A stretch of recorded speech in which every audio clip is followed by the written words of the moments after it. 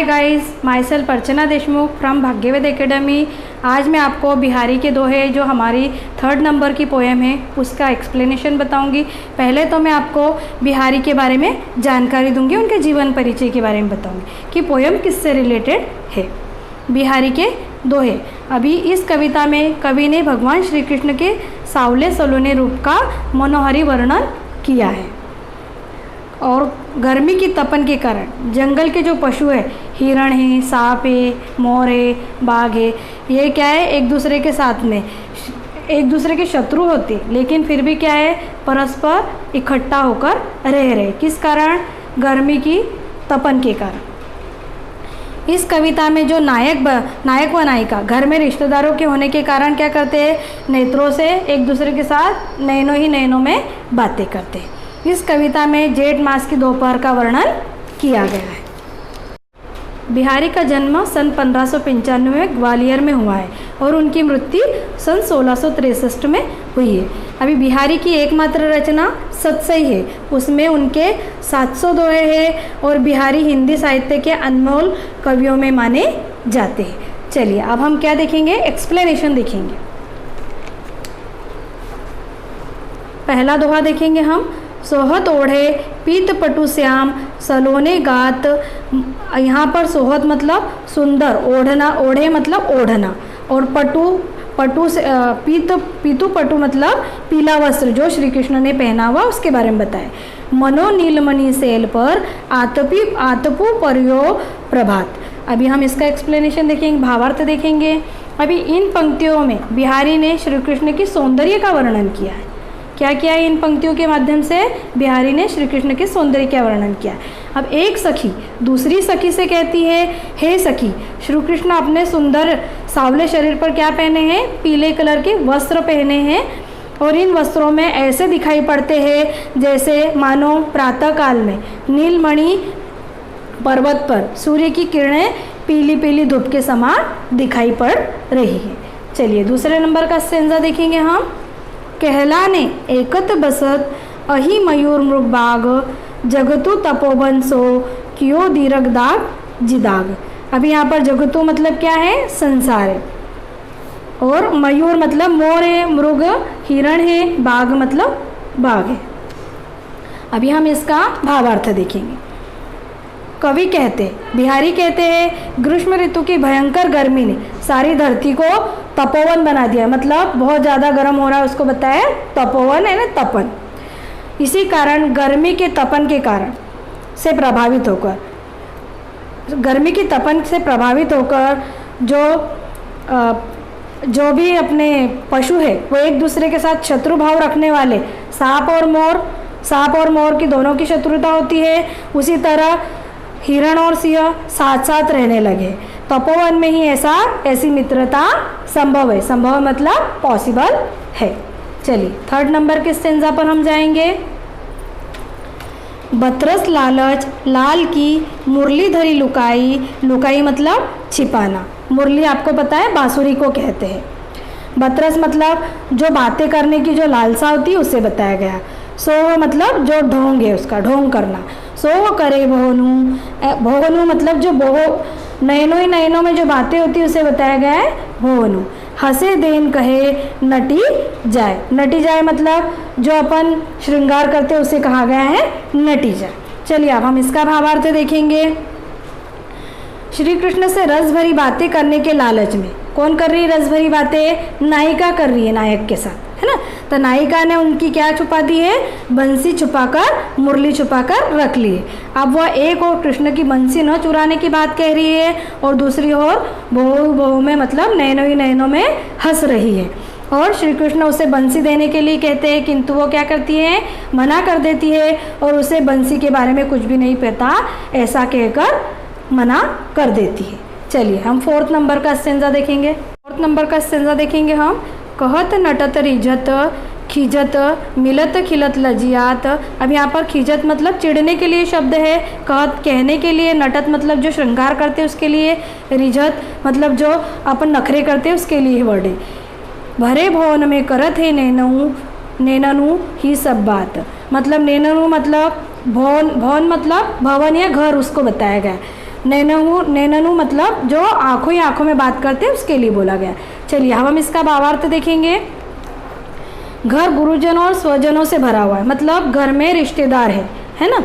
और अवसर पाकर नायक नयनों से इशारे से नायिका को रतिक्रिया करने के लिए कहता है। रतिक्रिया मतलब एक दूसरे से नैनो ही नैनो में बातें करने के लिए कहता है, परंतु नायिका क्या कहती है, मना कर देती है, नैनो में बातें करने के लिए मना कर देती है। नायक नायिका मना करने के ढंग पर प्रसन्न हो जाता है, मतलब जो नायक है क्या हो जाता है, खुश हो जाता है। जब नायिका मना कर देती है नैनो में बातें करने के लिए तो नायक क्या हो जाता है, खुश हो जाता है। नायिका मना करने के ढंग पर प्रसन्न हो जा नायक की प्रसन्नता को देखकर नायिका चिढ़ जाती है। जो नायक खुश हो जाता है ना, उसको देखकर नायिका को क्या लगता है, वो चिढ़ने लगती है। इस पर नायक नायिका के नयन मिलते हैं और परस्पर स्वीकृति का आदान प्रदान हो जाता है। मतलब अब इसी बात पर क्या होता है, नायक और नायिका के एक दूसरे से नज़र मिलती है और क्या हो जाता है, उनकी आदान प्रदान, मतलब जो बातें करने के लिए मना कर रहे थे वो बातें करने की उनकी शुरुआत हो जाती है। दोनों के चेहरे प्रसन्नता से खिल जाते हैं, मतलब दोनों के चेहरे खुशी के मारे ऐसे खिल जाते हैं। इस पर नायिका को शर्म आ जाती है। इस प्रकार भरे हुए भवन में नायक और नायिका मित्रता की दृष्टि से ही बातें कर रहे हैं। बैठी रही, 5वां स्टेंजा देखेंगे हम। बैठी रही अति सघन वन, बैठी सदन तन माह, देखी दोपहरी जेठ की, छाहो चाहती छाह। अभी यहाँ देखिए, सघन मतलब घना जंगल, सघन वन मतलब घना जंगल को बताया गया है। बैठी सदन तन माह मतलब जो भी किसी घर में जो अपन जाते हैं उसके लिए वर्णन, उसके लिए बताया गया है। देखी दोपहरी जेठ की मतलब जो जेठ की जो दोपहर है, जेठ मास मतलब जो मई का महीना होता है ना, उसे कहा गया है। छाओ चाहती छा मतलब जो छाया भी क्या चाहती है, छाया चाहती है। छाया की भी इच्छा नहीं है कि लोगों को छाया दे, वो खुद भी अपने लिए छाया चाहती है। अभी हम इसका भावार्थ देखेंगे।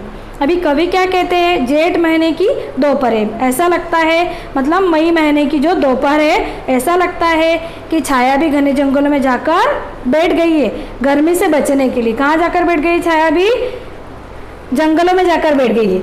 और काय के लिए बैठी वो जाकर कि गर्मी से मैं खुद भी बच जाऊँ। वह भी शरीर के अंदर प्रवेश कर गई है, जैसे जेठ मास की गर्म दोपहरी को देखकर उसे भी छाया चाहिए। किसे छाया चाहिए, छाया को, खुद को छाया चाहिए। चलिए 6 नंबर का स्टेंजा देखेंगे हम। समझ में आ रहा है बच्चों आपको। कागज पर लिखत न बनत, कहत संदेशु लजात, कहिए सब तेरो हियो मेरे हियो की बात। अभी हियो मतलब क्या बताया, हृदय बताया, हार्ट बताया है ना। किसका बताया, नायक और नायिका के हार्ट के बारे में बताया गया। अभी हम इसका भावार्थ देखेंगे। नायिका विदेश गए प्रियवर को, मतलब नायक कहाँ गया है, विदेश में गया है, तो नायिका विदेश गए प्रियवर को प्रेम संदेश देते हुए कहती है, हे प्रिय, मैं अपनी प्रेम की बातों को काय में लिखकर बताना चाहती हूँ, कागज़ पर लिखकर बताना चाहती हूँ। मुँह से नहीं बोलना चाहती, कागज़ पर लिखकर बताना चाहती। किंतु क्या करूँ, आंसू और पसीने के कारण, मुझे क्या हो रही है, कपकपी के कारण कागज़ पर कुछ लिखा नहीं जाता और संदेश भेजना चाहती हूँ तो प्रेम की बातें कहते हुए मुझे क्या आती है, शर्म आती है। अब ऐसे करो, अपने हृदय से पूछ लो, वही तुम्हें हृदय की दशा बता देंगे। मतलब जो मेरे हृदय की बात है वो तुम्हारा हृदय तुम्हें बता देगा कि मेरे हृदय में क्या चल रहा है। चलिए 7 नंबर का स्टेंजा देखेंगे हम। प्रगट भय द्विराज कुल सुबस बसे ब्रज आई, मेरे हरो कलेश सब केशव केशवराई। अभी देखिए यहाँ पर प्रगट मतलब जन्म को बताया गया, क्लेशु मतलब छूटत। अभी हम देखेंगे इसका भावार्थ। सुबस मतलब जो उसकी इच्छा है ना। कुल मतलब जो ब्राह्मण कुल होता है उसको बताया गया। अभी हम इसका भावार्थ देखेंगे। इस दोहे के 2 अर्थ बताए। इस दोहे में क्या अर्थ निकल रहे हैं, 2 अर्थ निकल रहे हैं। हमारे पास में इसके 2 अर्थ निकले हुए।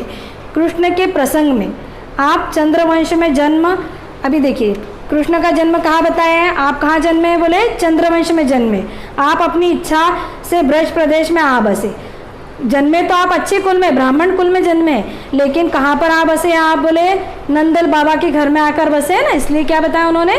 श्री कृष्ण आप मेरे पिता केशव राय तुल्य है, आप मेरे सभी कष्ट हरे, मतलब मेरे जो सारे दुख है उनको दूर करें। अभी दूसरा वाला जो है अर्थ वो देखेंगे हम। पहला अर्थ मैंने बताया, दूसरा अर्थ देखेंगे बच्चों। पिता के प्रसंग में, हे पिता श्री केशव राय जी, आपने ब्राह्मण कुल में जन्म लिया है, फिर आप अपनी इच्छा से मथुरा में आ बसे। मतलब उनके जो पिता है वो कहाँ? ब्राह्मण कुल में जन्मे, लेकिन कहाँ पर आकर रहने लगे? वो मथुरा में आकर रहने लगे। आप मेरे लिए भगवान श्री कृष्ण के समान पूजनीय, आप मेरे सब दुखों को दूर करें या फिर हरे। चलिए अब हम 8 नंबर का स्टेंजा पर जाएंगे। जपमाला छापे तिलक सरेना एको का मुँह। अभी जपमाला किसको बोला? जब हम स्मरण करते, जो माला हाथ में लेते उसे क्या कहेंगे? जपमाला। मन काचे नाचे वृथा साचे राचे रामू। अभी वृथा मतलब जो व्यर्थ की बातें होती है उनको कहा गया है। रामू मतलब जो राम का हम नाम लेते हैं। साचे राचे मतलब सच्चे मन से जो हम भगवान राम का नाम लेते हैं उसे बताया गया। अब हम इसका भावार्थ देखेंगे। चलिए हम 8 नंबर के स्टेंजा का आशय देखेंगे। बिहारी कहते हैं जप करने की माला हाथ में लेकर जप करने से कोई मतलब नहीं, सारे शरीर पर चंदन का छापा लगाने से या फिर माथे पर तिलक लगाने से भी कोई मतलब नहीं, कोई काम नहीं होता। आशय है कि सब बाहरी दिखावा है, इनसे भगवान प्राप्त नहीं होते। राम तो सच्ची भक्ति देखकर ही प्रसन्न होते। चलिए, do you understand childrens? Everyone? Childrens, मेरी कविता यहाँ ख़त्म होती है। अगर मेरा एक्सप्लेनेशन आपको अच्छा लगा हो तो मेरे चैनल को लाइक कीजिए, सब्सक्राइब कीजिए। Thank you everyone, bye.